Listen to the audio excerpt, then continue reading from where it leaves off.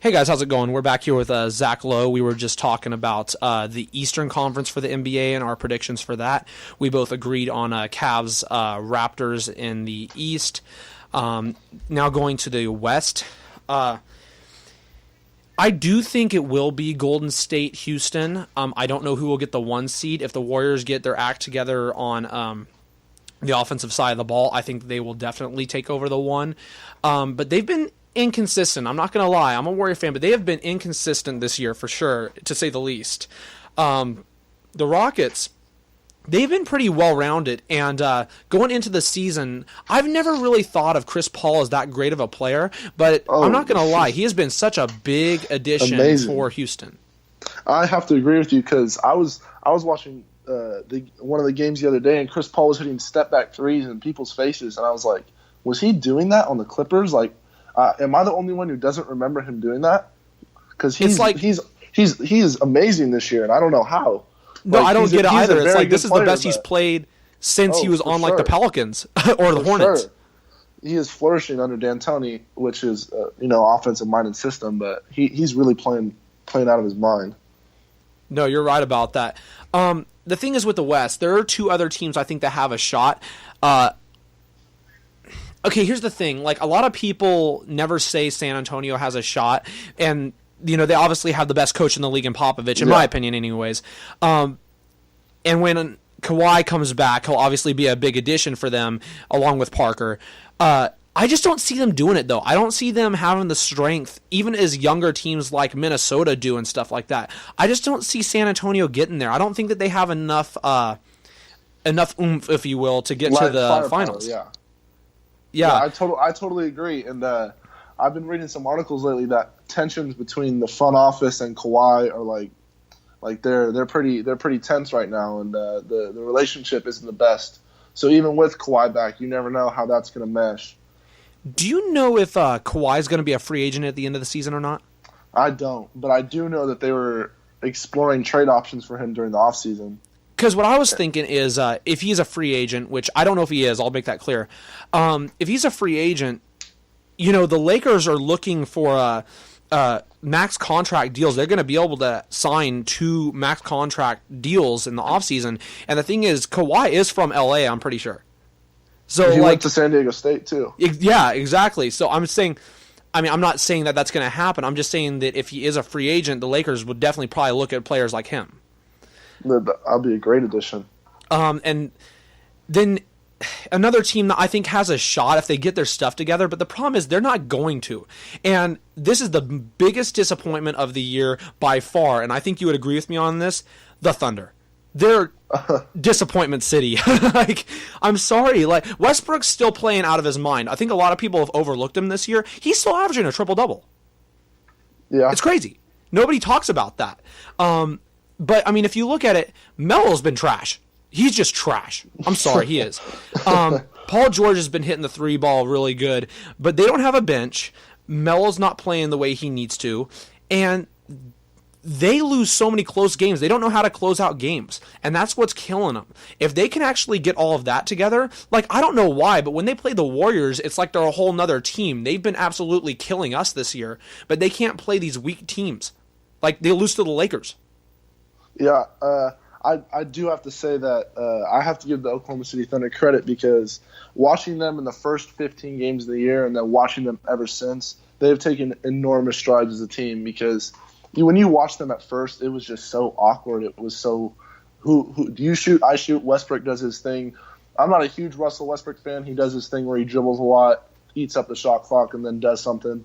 But I do have to say that they have stepped up a lot on the defensive end the past few weeks going into the All-Star break. But I do agree they still have a lot more to do to really get in that Western Conference Finals discussion. I think Paul George is having a great year though. I feel like he's one of those people that you can put in the Isaiah Thomas category where even though he did request a trade out of Indiana, he was kind of thrown into the Thunder out of nowhere.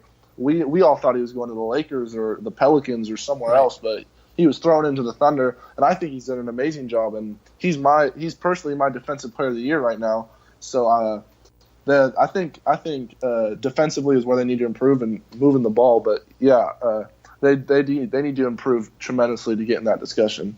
Yeah, I mean, I think that they could finish at 3. I really do. I think they have a lot of potential to do that. Yeah. The problem is they really need to get stuff together. They're still not together chemistry-wise. They're not. And if they get to that point, I think that they can be a threat come playoff time. But I just don't see them beating out teams like Houston or the Warriors. They're so solid at every level, both of those teams. It's going to make a heck of a series in the playoffs or the conference finals. I think that series will go 7, no doubt. I think it's, I hate to say it, but I think it's a repeat again. I think it's Golden State Cleveland again. I think it's the Warriors again. And, I could definitely see a team like Boston, like I said, if they can get their stuff together again, they can be a threat. They can be a very big threat. But Cleveland has new life. They have new life for sure. And it doesn't matter where they're at in the standings. When you have LeBron, it doesn't matter where you're at. You're going to be solid. Yeah, I agree. Before we get into our MVP thoughts and our discussion on that, I wanted to say one more thing.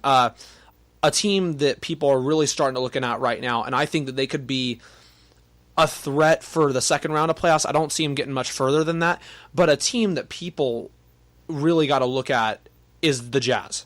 They've been insane. Donovan Mitchell. So about 2 weeks ago, I had my top 3 rookies as Ben Simmons, Kyle Kuzma, and Jason Tatum. And ever since then, it's not even close. I have Simmons at first, but I have Mitchell at second. And honestly, Mitchell could take over Simmons.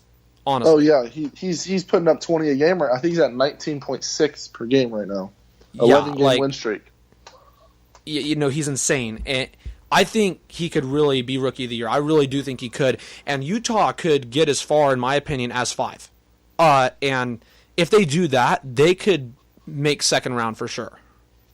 Who do you have in that third slot for rookies? In my third slot now?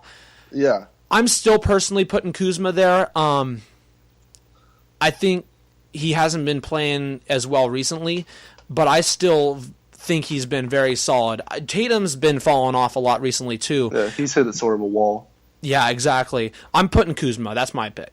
I want to get on and talk to you about putting a king on there because I think Bogdanović is really one of the best rookies in the game. And if you watch him play, he's a 25-year-old rookie from Turkey, he played in Turkey. He's from Serbia, but he's really wise beyond his years. And I'm telling you, you should watch a Kings game sometime and watch him play because he's one of the best rookies around. I wouldn't put him above Simmons or Mitchell, but I'd put him up in the top 3. Well, I did get to see him, actually. I went to a Warriors-Kings game, and he kept him in it pretty much the entire game. Yeah, he's a great player, and his IQ is just amazing. So I wanted to brag about the Kings for a little bit. I'm sorry. No, for sure, yeah, because you don't have much more than that. Exactly. No, but, the Kings, you guys have a lot of good young players, and that's the thing. This is obviously not going to be your best year, but with the veterans you have, they can definitely teach these young guys to, for the future. They can teach these guys for the future. Fox is a great addition, obviously. I think Justin Jackson is actually pretty good. I do think personally, and I was telling somebody about this at work earlier this week, I think Willie Cauley-Stein's overrated. That's just my opinion. Yeah. But I think, Bogdanović is a nice player. You made a good point there. As far as my sleepers in the West, sorry, what are you going to say? No, go for it. You're good. As far as the sleeper team in the West that I absolutely love is the Nuggets. Because Nikola Jokic is one of my favorite players in the game. I love the way he passes the ball. I love big men who can pass. Did you see his triple-double? Oh, my! In the first half, yeah. That's insane. I don't even know if you'll ever see that again.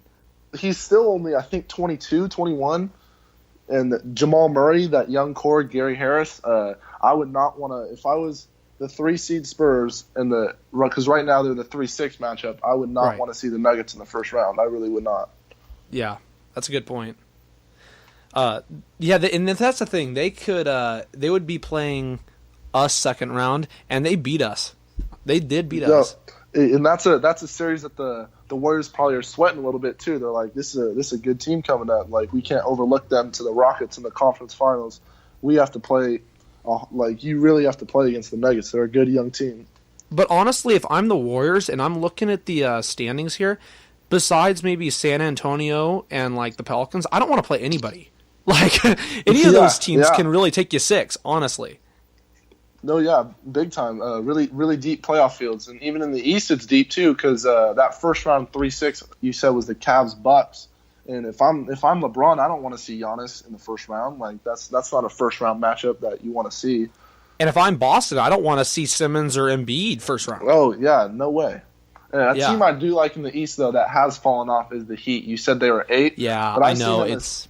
I've seen them as high as 4 in the East, and I really like Eric Spoelstra and what they got going on in Miami with Dwayne Wade back. But I really hope they shape it up and get out of that 8 spot because I think they're better than that. Yeah, Wader's going out kind of hurt him a bit. But the thing is, if you actually look at Adebayo, like he's been phenomenal. Like Adebayo has been playing great for him. And honestly, I have a Heat fan, and he thinks, and we both think Whiteside should just get traded. Yeah, just play Bam the whole time. Yeah, play Bam, and you could trade Whiteside for a small forward or shooting guard. Yeah, that's not a bad move. Yeah. All right, cool. So with all of that being said, I want to get into our MVP discussion here, who we think are some leading candidates for the MVP. So I'll go ahead and let you go ahead and start. So who would you say – we'll go top 3. So who would be your top 3 in the list for MVP candidates right now? I would probably go number 1. I'd probably say it's so tough because I think these 3 guys are neck and neck. But just by an inch, I think James Harden's number 1. And then right behind him is LeBron. And right behind him on his tail is Steph Curry. And then my 4 and 5, I think, can easily take over those spots too. Kevin Durant, I have at 4, and DeMar DeRozan at 5. They can easily step into that too. So I think the race is really a lot tighter than we think because Steph is having another unbelievable year. I don't know how he does it. He's what 27, 6 and 6 or something. And people overlook that. That's another thing because he's supposed to do it. You know, like he's kind of getting to that LeBron because LeBron's at 26, 9 and 8, and no one really cares. They're like, oh, he's supposed to do that. But yeah, I think James Harden has the nod for me right now. But I think it's a nail bite race, honestly. So I mostly agree with you there. So I have Harden first for sure, and then I put LeBron at second. He had a little rough stretch there for about 5 games, but he's picked it back up and been LeBron. No, LeBron's great. So, and that's the thing with LeBron is he could literally win it every year if you think about it. Oh, he could easily have 8 MVPs right now. Yeah, easily. So I would put him at second. Third, I would go KD. I'd put KD at third. And the thing is, it's not because I think he's more valuable to the Warriors than Curry. I don't. Curry is the most valuable player we've had in our franchise since – I don't even know if Mullen was. I'd probably go back to Rick Barry. Like, we haven't had a person this valuable to our franchise in so long. If KD left, we'd still have most of the team that got 73. Yeah. So that's the thing. KD is great, but overall for the Warriors, I think Steph is more valuable. However, if you look at Durant and what he has done in games, close games, he has been our closer. And I'm not going to lie, he has missed some clutch shots this year, but overall, he is our closer. Again, I was mentioning the Kings game I went to. We did end up winning by 15, but if it wasn't for Durant making clutch shots late in the third quarter and early in the fourth, we would not have pulled away. The Kings stuck with us. We had like 24 turnovers in that game, and we stuck. We stuck in it. And we would have gotten 30 balled by the Blazers if it wasn't for Durant dropping 50. So overall, I think this year I'm putting Durant above Curry on that. I'd put Curry right behind him at 4. And then I put Westbrook behind him at 5. And the only reason I wouldn't put Westbrook at 4 is because I feel like this season has been more of almost a stat stuffing season. I don't feel like it's been as much like, because you have other players actually there this year who have been able to at least support you, like Paul George. I feel like he's almost been more of a stat stuffer this year. However, Westbrook's, don't get me wrong, he's still been playing great. So I put him at 5, and then I put DeRozan at 6. Yeah, I do have to commend Kevin Durant because I said Paul George is my defensive player of the year, and Kevin Durant is right behind him. And he's second in blocks. Yeah, I don't know the last time that you could look at defensive player of the year and you could pick 2 offensive-minded players as two candidates because Kevin Durant really has stepped it up on the defensive end. And I'm sorry, I got to cut you off. That's the end of part 2. I'll get part 3 going for you.